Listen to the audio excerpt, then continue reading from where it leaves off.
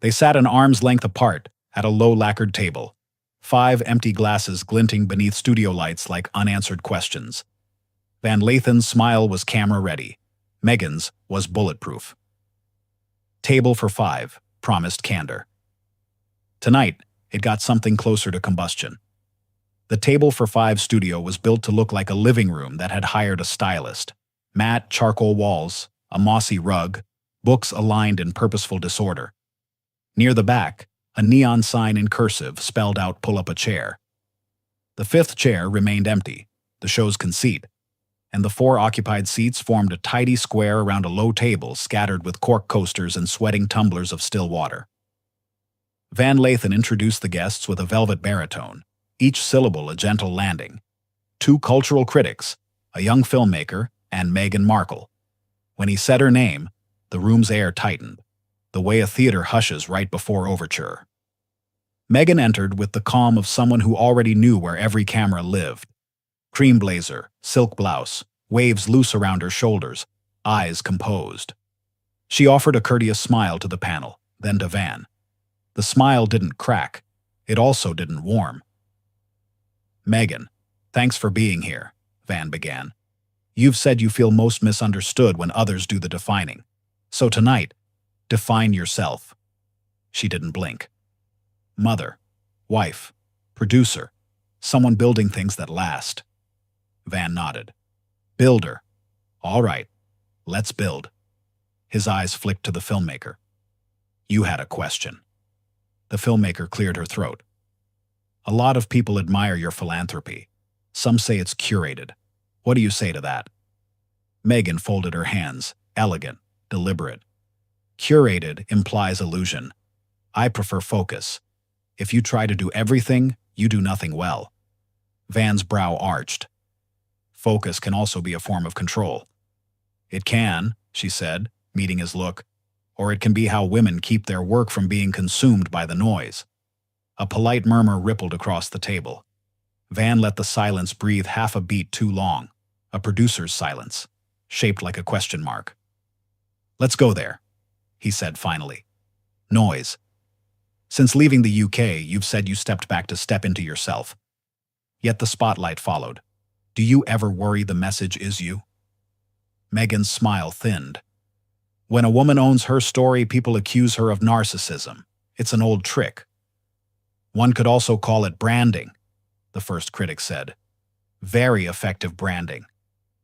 Meghan's gaze didn't move from Van. "Would you prefer I hand my story back to people who profit from distorting it?" Van slid his glass across a coaster that wobbled on an uneven edge. "Here's the cultural tension." He tapped the unstable disc, steadying it with 2 fingers. "Impact versus intention. You intend empowerment. The impact, some say, is fatigue, people feeling marketed. 2. I can't be responsible for people who confuse narrative with advertisement," she said. "I'm responsible for the work." "The work," Van echoed, softening the consonants. "Docuseries, podcasts, children's content. All real. But the public sphere is a 2-way street. You speak, the world speaks back. And the world often speaks without listening first." He smiled. "Touché." The second critic, older and measured, leaned in. "Do you miss anything about the monarchy? Not the institution, the ritual, the weight of continuity?" Meghan's jaw tightened almost imperceptibly. "I don't miss mistaking ritual for meaning." Van pounced, but sweetly. "So meaning for you looks like Malibu sunlight and creative meetings?" "Meaning looks like freedom," she said, "where my kids can grow up with options besides ceremony." There was no audience in the room, but you could feel the phantom intake, the collective ooh a crowd would have supplied. Van didn't grin. He glimmered, the way interviewers do when they sense a ridge of flint under the dirt. "Let's talk privilege and pressure," he said. "You've held both. Which one speaks louder in your ear at 3 a.m.? "Pressure is louder," Meghan answered. "Privilege only matters when you decide what to do with it." "And what have you decided?" "To build platforms for voices that weren't handed megaphones." Van rotated his glass, watching condensation trace a ring. Critics would say the megaphone's still mostly pointed at you. Critics are paid to say things. Sure, he said, friendly as a handshake left hanging. But culture keeps receipts. The table shifted. We had reached the first temperature change, not a boil, just the sizzle when butter meets hot iron. The filmmaker ventured a gentler lane. How is Harry handling the noise? Meghan's answer arrived with a velvet sheath. He's a good man who loves his family. We're happy. People may find that boring, but joy often is. Van's eyes narrowed with near affection. He respects a clean parry. Happiness as resistance. I can vibe with that. He turned the wheel again. Still, some argue that every time you respond to the tabloids, you feed the beast. I'm allowed to correct the record, she said. Silence is grace until it becomes complicity. Where's that line? Van asked. When lies harm people who didn't choose this life. And when they only harm you? Meghan held his gaze. I've learned to metabolize it. Van nodded slowly, then changed cadence, the way a DJ shifts BPM without warning. Let's widen the lens. You occupy a space where race, royalty, celebrity, and American myth intersect. That's jet fuel. Do you feel a responsibility to be more than personal? Political? Existing as myself has always been political to someone, she said. I won't perform purity tests to make that easier. The older critic scribbled something. The younger one watched Meghan like she was studying footwork. The fifth chair, empty by design, suddenly felt symbolic. A seat for the ghost. Public expectation. Van leaned back, clasped hands, then leaned in again. A predator's rhythm disguised as compassion. I'll be straight with you. People who look like me, who come from where I come from, have a radar for performance. We hear the uplift, we honor the pain, but we also clock when the thesis feels merchandised. Meghan's lips tensed. And do you apply that radar evenly, or just to women who refuse to play small? Off, Van said, smiling with his eyes as if he'd just tasted heat. That's a worthy jab. I'm not jabbing, she replied, the temperature dropping a degree. I'm asking whether the criticism is about content or comfort. He drummed the table once. Tonight, we'll find out. The stage manager's light winked amber. 2 minutes to break. Van ignored it for a heartbeat. Last beat before we reset. If the UK called tomorrow, no tabloids, no palace politics, just an invitation to reconnect with the charitable machinery there, would you answer? Meghan inhaled through her nose, slow and quiet. I answer every call that serves people rather than crowns. Clever, he said, not unkindly, but crowns cut checks. So do streaming platforms, she said, and sometimes those checks fund schools. Amber turned red. Rap. Van lifted a palm. We'll pick up after the break. Commerce, conscience, and the cost of being believed. He looked into her eyes just long enough to promise he wouldn't let up. She looked back just long enough to promise she wouldn't either. The director called cut. Ice clinked. Someone coughed. A coaster still wouldn't lay flat. And the space between them, polite and polished, felt like a fuse quietly burning under the table. When the cameras came back from commercial, the lighting seemed sharper. Or maybe the tension made it feel that way. Meghan adjusted her blazer subtly, as though preparing for round 2. Van leaned forward, elbows on the table, voice smooth and deliberate. Before the break, he said, you talked about freedom, about choosing where your story goes. Let's test that freedom. The filmmaker beside them gave a cautious laugh. Meghan didn't. She tilted her chin slightly, eyes steady. Go ahead. Van smiled, not kindly, not cruelly. Just the kind of smile that said he was about to dismantle something carefully built. You've built a brand on empowerment, authenticity, breaking barriers. But some people... He paused, looking down the table as if consulting invisible advisors. Some people think the empowerment part only started once the cameras were rolling again. That maybe, just maybe, you've turned struggle into strategy. A quiet ripple passed through the crew. Meghan's lips parted, not in shock, but in controlled disbelief. So, I should apologize for learning from experience?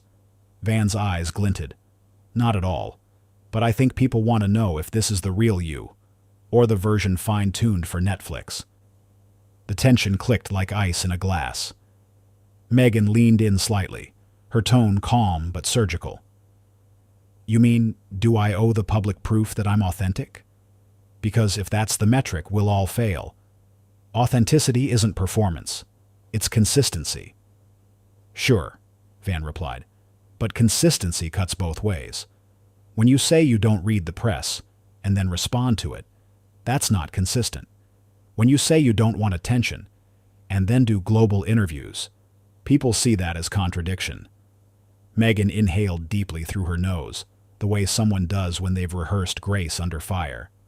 No, that's participation. There's a difference between being silent and being silenced. I'm not playing the victim. I'm reclaiming my own narrative. The older critic murmured, That's fair. But Van wasn't finished.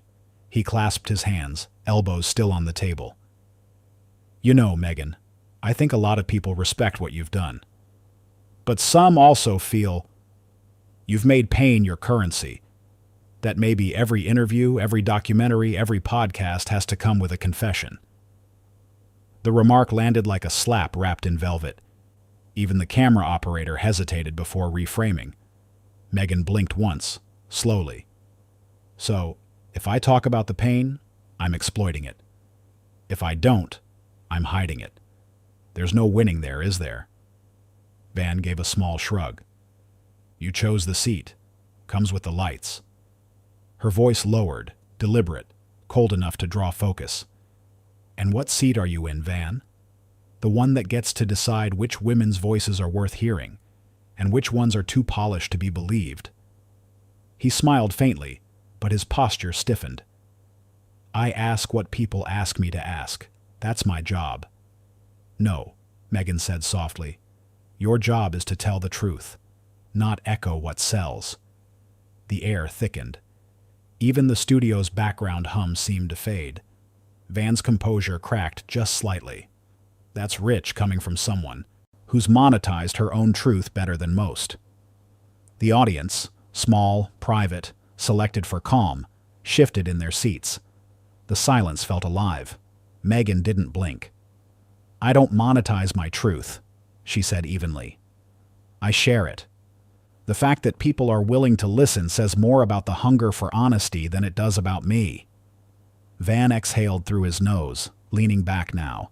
His tone softened, but not his intent. You see how it sounds, though, right?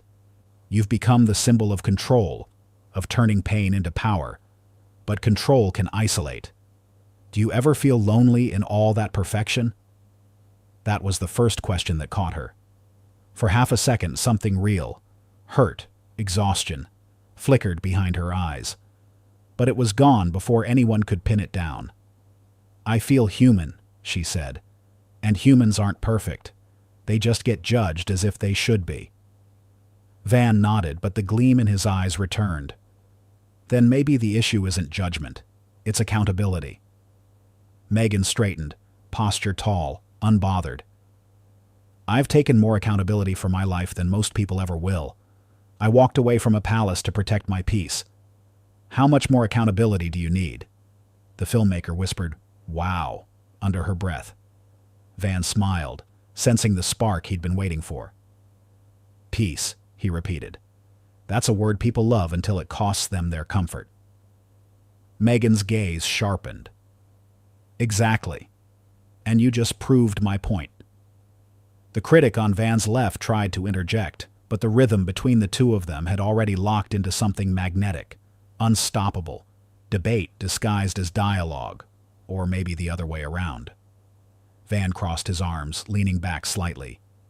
You know, I think people wanted to see a version of you that struggled quietly, the private survivor. But instead, you went global. Oprah, podcasts, documentaries. That's power, but it's also spectacle. Would you say that to a man? Meghan asked flatly. Because last I checked, Male vulnerability gets called courage. Female vulnerability gets called performance. The studio's temperature dropped another degree. Van hesitated just long enough for the cameras to catch it, a visible shift from dominance to defense. "Fair," he said finally, voice measured. "But when you wield influence this big, don't you owe transparency?" Meghan leaned forward, resting her elbows on the table, her tone a whisper sharpened to a point. "Transparency without empathy is interrogation, and I don't owe anyone my trauma to prove my sincerity." Van opened his mouth, then paused. Something in her calm, not anger, just certainty, stalled him. The director's cue light flashed again, rap segment. But nobody moved. For a moment, the show had turned into something unscripted, something real. Meghan's hand rested on the table, steady. Van looked down at it, then back up at her face. There was respect there, but also challenge. "This conversation," he said quietly, "is why people watch this show." She smiled, a half smile that didn't quite reach her eyes. "And it's why I rarely do them anymore." Cut. The stage manager stepped in, announcing the next topic, the price of truth in media. But everyone knew that the real headline had already been written. When the red light blinked back on, Meghan's posture was immaculate again, poised, centered, guarded. But the oxygen in the room had changed. The tension from the last segment hadn't cooled. It had fermented. Van Lathan leaned in, elbows on the table, eyes fixed on Meghan like a surgeon about to make a precise incision. "Let's talk about control," he said. "You've built an empire out of it. Image control, narrative control, brand control. Do you ever worry that in controlling the story, you've stopped being part of it?" Meghan tilted her head, her tone even but edged. "If you're asking whether I live my life for the public, the answer is no. Control isn't manipulation, it's survival." "Survival," Van echoed. "That's a strong word. You're one of the most privileged people on Earth. 2 mansions, private security, streaming deals. Survival doesn't usually come with a Netflix contract." That landed like a punch disguised as a question. The critics shifted uneasily. Even the camera operator looked up from his monitor. Meghan blinked once, then smiled faintly, the kind of smile that didn't forgive. "You think privilege cancels pain? You think because I have success, I don't have scars? That's lazy thinking, Van." He chuckled, low and dismissive. "I'm just saying there's a difference between struggle and scrutiny." "And there's a difference," she fired back, "between commentary and cruelty." The table went silent. The older critic's pen froze mid-note. Van's voice softened, but the sharpness underneath remained. "You say that, but the public sees every interview you do, every headline, every speech, and they start wondering, is she still fighting a system or just feeding it?" Meghan's tone dropped an octave. "Maybe the system never stopped feeding on people like me." That line cracked the air. Even Van paused for a beat. But then he smiled again, the kind of smile that said he was going to push harder. "All right," he said, "let's get real. You've talked about racism in the monarchy, mental health struggles, media lies. But some say you've told that story so many times, it's hard to tell where pain ends and PR begins." The filmmaker beside them looked mortified. Meghan's jaw tightened, her eyes flickered with disbelief. "I didn't come here to defend my trauma," she said slowly. "I came here to have a conversation." Van raised a hand. "This is a conversation. I'm just asking the questions people want answered." "No," she said sharply. "You're asking the questions that get clicks." The audience, a handful of journalists and crew, shifted in their seats. Someone coughed. The sound felt explosive. Van leaned closer. "So you admit this is about publicity?" Meghan stared at him, unmoving. "What I admit," she said, "is that I expected a journalist, not a provocateur hiding behind cultural critique." That hit him. His smile faltered. "Provocateur? You're not having a dialogue, Van," she continued. "You're picking sound bites. You're twisting empathy into entertainment. That's not journalism. It's theater. For the first time, Van's composure cracked. You don't get to come here and rewrite the rules of the table, he said, voice rising. Then maybe your table needs new rules, Meghan shot back. Silence. It was the kind of silence that made the boom mic tremble. Van sat back, exhaling through a forced laugh. Wow. So, no one's allowed to challenge Meghan Markle, huh? The royal immunity still applies? Her head turned slowly toward him. The grace was still there, but now it was steel-coated. Don't confuse immunity with boundaries. You're allowed to challenge me. You're not allowed to disrespect me. The air was razor-thin now. The filmmaker's gaze darted between them, unsure whether to intervene or stay invisible. Van gestured toward her with a wry smirk. You've had an entire global platform to speak your truth. Oprah, Netflix, Spotify. And now when someone asks tough questions, it's suddenly disrespect? Meghan's voice steadied, low and measured. You can ask tough questions, but when your tone assumes bad faith before I even open my mouth, that's not tough. That's toxic. Van raised his brows. So now I'm toxic? I didn't say that, she said, pausing just long enough for it to sting. But maybe the culture you've built rewards toxicity more than truth. The producer motioned frantically behind the camera. Wrap soon, switch topics, but the two of them were locked in. Van leaned in again, voice heavy with mock sincerity. You know what I think, Meghan? I think you're addicted to victimhood. You've made a career out of being wronged. It's the only story you know how to tell. The entire set froze. Even the director lowered his headset. Meghan didn't move. Her lips parted slightly, her eyes hard as glass. Excuse me? You heard me, he said. Every time you're on camera, it's about what the world did to you. Maybe people just want to know who you are without the sympathy. Her reply came like ice. Who I am doesn't need your permission. For the first time all evening, Van didn't have a comeback. She leaned forward just enough for her words to land like a whisper with weight. You want authenticity? Here it is. I'm tired. Tired of men like you mistaking empathy for weakness. Tired of people who call my voice self-pity because it makes them uncomfortable. And tired of pretending this kind of conversation is progress. The cameras were still rolling, but nobody breathed.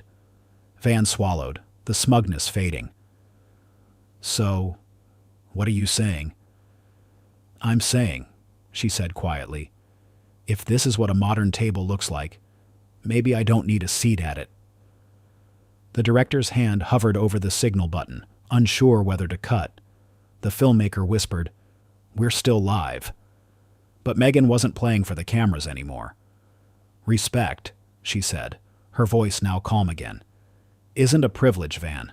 It's a choice. He stared back at her, realizing too late that the conversation had slipped from his control, and as the cameras cut to commercial, the final time that night, the studio lights reflected in the empty water glasses like fractured mirrors. The silence that followed wasn't relief, it was recoil. The air in the studio had turned to glass. Every breath, every glance, every movement cracked through it. Van sat motionless, the faint reflection of stage lights cutting across his eyes. Meghan, once perfectly composed, now looked like someone holding back a storm she refused to let spill. When the cameras blinked red again, Van's tone had shifted. Gone was the subtle charm.